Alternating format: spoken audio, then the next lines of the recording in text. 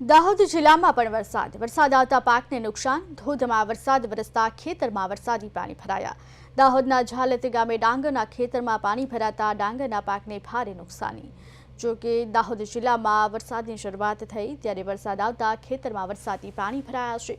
ડાંગરના પાકને વ્યાપકપણે નુકસાન થતા જગતનો તાત ચિંતામાં મુકાયો છે।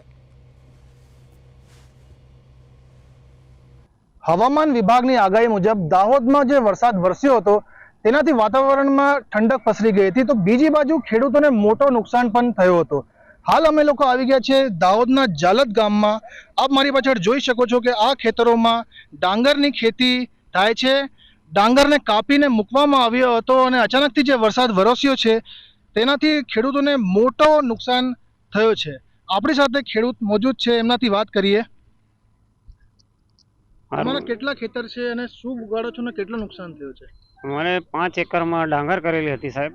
તો અચાનક ડાંગર કાપીને તૈયાર કરી રાખી હતી અને અચાનક વરસાદ આવ્યો તો ટોટલ ડાંગર ભીની ગઈ છે ને ટોટલ 90% ડાંગરની અંદર નુકસાન છે। ડાંગર કોઈ લેવા તૈયાર નથી। આ ડાંગર ઉગી ગઈ એને હવે માર્કેટમાં કોઈ લેશે નહીં। અમારા ઢોરો માટે જે ખવડાવવાનું છે આની અંદરથી અમે જે ભૂસું કાઢીએ એ ગાય ભેંસને ખવડાવીએ છીએ, પણ એ બી અમને કામ લાગવાનું નથી। એટલે હવે અમે સરકારશ્રીને વિનંતી કરીએ છીએ કે આના અંદર અમને કોઈ સહાય કરે। અમે તો બીજું કંઈ કરી શકતા નથી, કારણ કે અમારો જે મેન પાક ખેતીવાડી પર અમે નિર્ભર કરીએ છીએ। એના સિવાય અમારી જોડે કોઈ નોકરી ધંધા છે નહીં ને મેન પાક અમે ખેતીવાડી પર જ નિર્ભર છીએ। તો સરકારશ્રીને એટલી વિનંતી આપના માધ્યમથી કરીએ છીએ સાહેબ કે અમને કંઈ સહાય કરે અને આની અંદરથી અમને કંઈ બચાવે એવી સરકારશ્રીને વિનંતી કરીએ છીએ।